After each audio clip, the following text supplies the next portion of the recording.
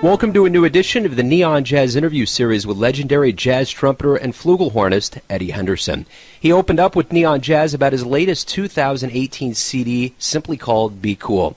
It's number 2 on the charts these days and pays respects to his roots in jazz. And they run deep, from his parents that were very musical. And at the age of 9, he was given an informal lesson by Louis Armstrong, and Miles Davis was a family friend that stayed at his house and gave him a lot of advice, and he was heavily influenced by him. And he also studied and played quite a bit as a teenager in San Francisco. He came to prominence in the early 70s as a member of pianist Herbie Hancock's band, and over the years he's worked with Pharoah and Art Blakey's Jazz Messengers, along with many others. He would go on to earn a medical degree and work a parallel career as a psychiatrist and a musician. Eddie is gracious and a very fascinating man, so please get to know him and dig this interview, my friends. Thanks again for taking a minute out. It's an honor, and I appreciate it, man. I appreciate you call. So let's go ahead and dive right in here. Be Cool is number 2 on the charts. It's a wonderful album, and I just want to ask you, what were the artistic motivators that went into this album? What were you feeling when you went into this project? Well,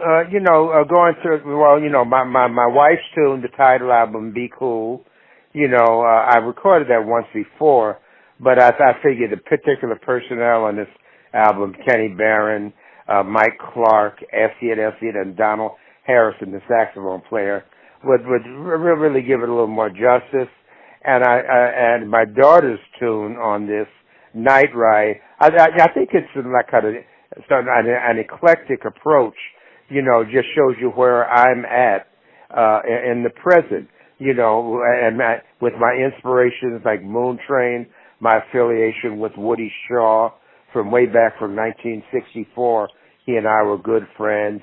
And, of course, my affiliation with Miles Davis since I was in high school. He used to stay at my parents' house. That's what inspired me to play jazz in the first place.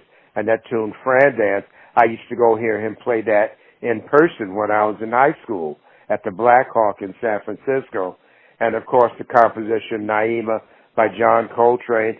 John Coltrane used to come over the house. I used to see him perform.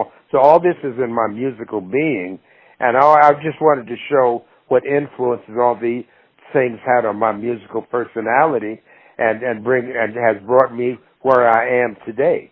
Speaking of your musical influences and kind of your DNA, your mother was one of the original dancers at the Cotton Club. Yes, and her roommate was Billie Holiday, and her best friend was Lena Horne and Sarah Vaughan, and my father was in a group called Billy Williams and the Charioteers, which was number one. They didn't call it black, then they called it Negro singing group in America, over and above the Ink Spots and the Mills Brothers in the early 40s. So, as you say, music is in my DNA. True. That's all you've known. I mean, that's been a part of your existence from the word go. Yeah. So, the one thing that's interesting, too, you had informal lessons by Louis Armstrong when you were growing up. Yes. What was that like? Well, since my mother knew Louis Armstrong, she and Sarah Vaughan and Lena Horne both took me down to the Apollo Theater when I was 9 years old. And I remember we were sitting there, and they took me, I heard him play, and I was impressed by his big sound. They took me backstage, and I was 1949, and Louis Armstrong showed me how to make a sound on his trumpet and mouthpiece. But I was so young and immature, I didn't know who he was or what he represented. But I started taking lessons diligently, and I came back a year later, and I played Flight of the Bumblebee for him, and he was impressed.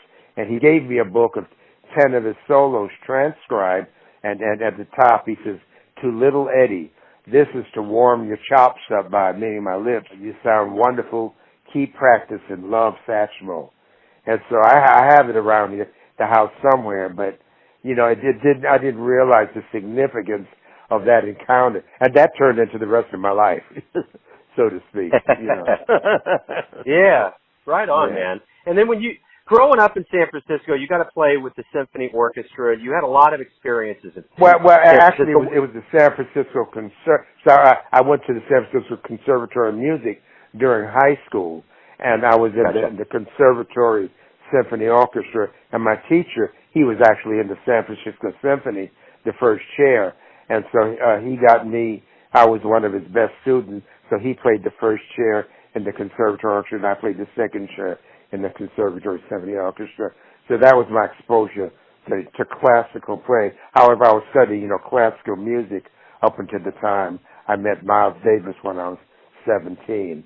Then the light went on. Then I started pursuing jazz, But from age 9 until 17, it was all just trying to learn technically how to play the instrument and then studying, out of the classical book and repertoire. How important is it to understand the classical side of things as you go into something like jazz? Is it important? Music is a language, and I think the more language, the more vocabulary one will have, so they can speak eloquently. And certainly playing jazz is one thing, it expresses your emotions, but they're learning how to play classical music and the technical side of how to play the instrument is invaluable, because you might have a grandiose idea, but if you can't execute it on the instrument, nobody benefits. So learning how to play technically, just enhances whatever musical aptitudes or talent you have, I feel. Yeah, absolutely. So you talked about hearing Miles live. You got to play a gig with him. What was it like to be on the bandstand with that kind of artistic force? Well, I was never on the bandstand with him, but I went to hear him since 1957 until the time he died, and I emulated him. He used to hear me play and recommend to me, don't try to imitate him. And sometimes he would ask me, "Are you still trying to imitate me?" And see, the person he imitated was Freddie Webster, who came before him. So that's how the tradition goes. So one time he asked me, and I said, "You mean Freddie Webster?" He said, "Oh shit, I didn't know you was hip to that." And then he smiled and whispered in my ear. He said, "Everybody's a thief. I just made a short-term loan." And then laughed. Everybody is a derivative of their predecessors. That's what I'm really trying to say. Absolutely. So the interesting thing about you is not only do you have a career in music, you have a degree in medicine as well. Talk to me about that. Yeah, well, see, when I was 14 years old, my real father died when I was 9, so my mother married this very wealthy doctor in San Francisco, so we moved out there, and he was the wealthiest black doctor in San Francisco, and he told me when I was 14 years old that he was a doctor and the closest thing to God, and I was just going to be a bum on the waterfront because I wasn't as smart as him. So I just wanted to play the trumpet. So when he told the wrong person, so when he told me that, I said, "Oh yeah, watch." So I went out of my way to prove him wrong. Became a doctor, practiced medicine for 12 years. But I was playing music all the time. But before I started practicing, I left the residency in psychiatry because Herbie Hancock gave me a chance to play with him. So I already had my license to practice medicine. But if I missed that opportunity to play music, which is where my heart was, I couldn't live with myself. So I did play with Herbie Hancock from 70 to 73. And when that ended, I went back and practiced medicine from 75 to 85 in San Francisco, then moved back to New York. I have not practiced medicine since 1987. It's been all music, So, yeah, absolutely. So talk to me about your time with Herbie. What did you learn from him? I mean, there's a music level and then there's a human level. What did you learn from him? Well, certainly. Well, when I joined that M1DC group, it was my first time really on the road, and I revered everybody else in the band. Herbie Hancock, Buster Williams, Billy Hart, Benny Maupin, and Julian Priester. They were all journeymen. So I tried to just rise. They pulled me up from the bootstraps from being an amateur to a professional. And once I joined Herbie, people like Dexter Gordon, Art Blakey, Joe Henderson, all my heroes started hiring me. They said, "Well, since you play with Herbie, your credentials are in order." And so it really just high sped me up without going through all the traditional working my own way up through the trenches. It put me on the higher echelons of playing with, the top musicians. And the things I learned, just like Herbie learned from Miles Davis, certain awarenesses that you don't get at a jam session, how to play with people. As right after Herbie, I played with Art Blakey, also, which is a musical institution which teaches you how to play melodies and make it become alive. So all these experiences, one on top of the other, first with Herbie Hancock, then with Art Blakey, then with McCoy Tyner, Joe Henderson, just added to my musical being and brings me up to the present. That's why I'm so proud of this new album, Be Cool, because I think it shows my past influences and which has brought me up to where I'm at in my personal and musical being as exhibited through the music of Be Cool. You've been around masters, you've been around legends, and you've learned and accumulated a lot from them. What did you get from them that's made you such a good teacher with your students and those that play with you? Well, the main thing I learned with Herbie Hancock and Art Blakey and McCoy Tyner and Joe Henderson, all the people I mentioned, all those musical avatars, Herbie never told me how to play or what to play. As in some bands I've been, the leader always says, he wants me to play this way or that way, or, don't do this and don't do that.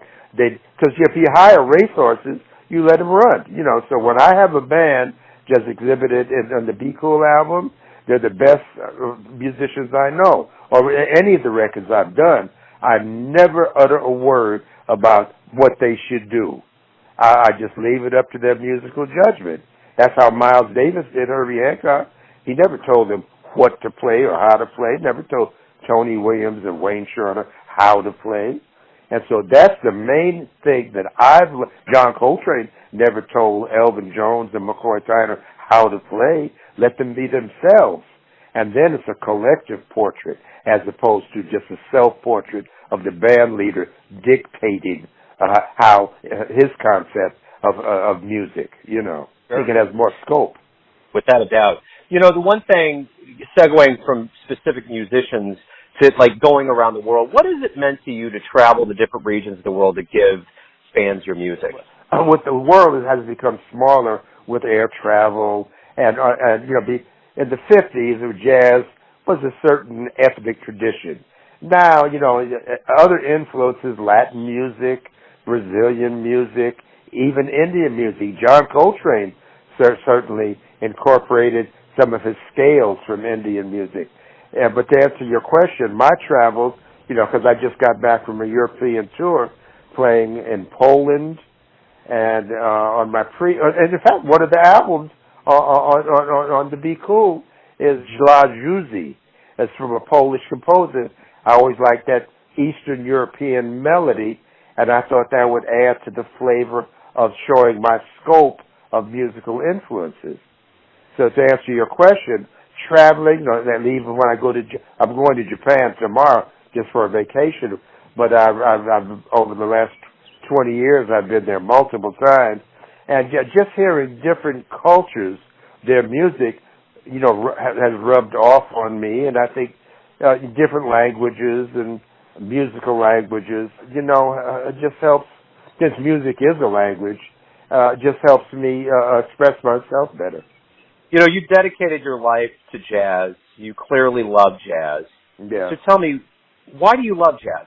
Jazz, through music, through my musical playing and playing with other people, gives me a sense of expression where I can express myself. It gives me a sense of humility. It has taught me how to harmonize through music. It has taught me how to harmonize and balance on a personal level with human beings, too. How to compromise. Because you can't be on the bandstand and say, well, I'm right and you're wrong. If I realize somebody is not playing the right beat, then I'll bend and try to touch their soul through the medium of sound. And on that same note, this taught me how to blend personally with people too. Because there's nothing absolute. I found out through my musical experience. There's nothing absolute in life itself. So it's taught me to be a better person, to tell you the truth. Hopefully. Right on. Looking from the outside, you've had an incredible run in music. Just so many experiences in so many regions of the world with so many people. It's almost like a cosmic dream. Yeah, exactly. So my question is, how do you feel about your career? When you sit down on the porch with lemonade in your hand and you think about your life, are you happy with what's happened? I'm overjoyed at I call it, serendipity. I just happen to be at the right place at the right time, and I'm overwhelmed with gratitude that all this happened to me. But it seemed like really, like I said before, a dream, and even all of the accomplishments and wonderful things that I've gone through. I feel like I'm just beginning, to tell you the truth. I'm always interested with cats like you that have been around for so long that you've been in the middle of eras that have been just absolutely historic and meteoric in the realm of jazz. So many people love it. Did you know that was happening, or were you guys just doing that thing? Well, like the M1DC thing, I knew something different was happening, but I really wasn't. I was so involved in it.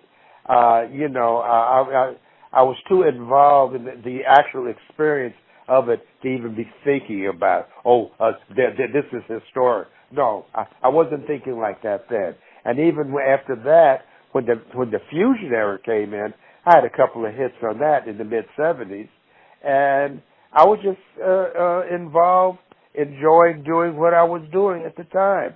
But then when I look back at the chronology of each period, of the historic period that I've been involved in, I said, wow, wasn't that something? Yeah. Amazing. You've seen so much in the world of jazz over your career, and I think about the metaphor of Miles. He began playing in one realm and then really evolved over his life. So my question is this. Exactly.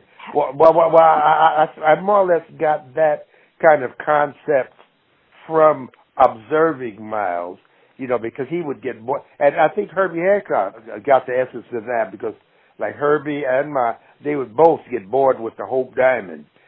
Whatever their heights they reach in their accomplishments, the next day they could probably imitate it or try to recreate the same thing. But I've observed Herbie on the bandstand, musically, if he's in a solo and approaches something, and you hear it coming, he's going to do that again. As soon as he gets there, he'll back off and just smile and say, no, I did that last night. And I think I got that from Miles, and I catch myself doing that sometimes. I say, that sounded good last night. I'm going to do it again. Then I say, Eddie, don't do that. That's so from you're a journeyman musician and you're a teacher. Tell me, how healthy is jazz in 2018 in America? I think very healthy. But, because first I was teaching at Juilliard for 9 years, and then that ended 2 years ago. But for the last 4 years, I'm the trumpet teacher at Oberlin College, right outside of Cleveland. And as you see now, all over the world, they have all these jazz schools, younger generations aspiring to play jazz, just jazz music. This thing about jazz is dead or jazz is coming back, through my eyes, it never left. Yeah. I mean, from my experience, it's always been here. Maybe I'm just looking through my eyes because I've been very fortunate, but the way I see it, it's never gone anywhere. I see the same thing for sure. So let me get to the crux of who you are. Everyone has a version of you, your family, your friends, and your fans, but you're running your life. Who do you think you are? Who do I think I am? Wow, that's hard. All the other questions were easy. Who do I think I am? Who the hell do you think you are? Who do you think you are? I'm just an ordinary person, in love with the art form and trying to do the best I can. To try to be the best I can in what I do, and the older I get, before it was just like fun and games. I enjoyed it, but the older I get, the more meaningful it is what I do. It's just not a plaything, you know. Beautiful. Yeah, I dig it. Eddie, thank you for taking a minute out for me today. It's been an honor. It's been a pleasure. Thank you for the music. Mine too. Thanks for calling. Thanks for listening and tuning in to yet another Neon Jazz interview, where we give you a bit of insight into the finest players in San Francisco, Kansas City, and spots all over the world, giving fans all that jazz. And thanks to Eddie for his music and his cool. If you want to hear more interviews, go to Famous Interviews with Joe Domino on the iTunes Store. Visit neonjazz at youtube.com. And for everything Neon Jazz, go to the neonjazz.blogspot.com.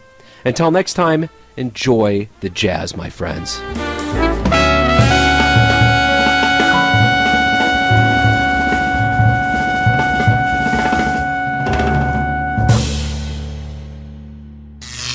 Neon Jazz.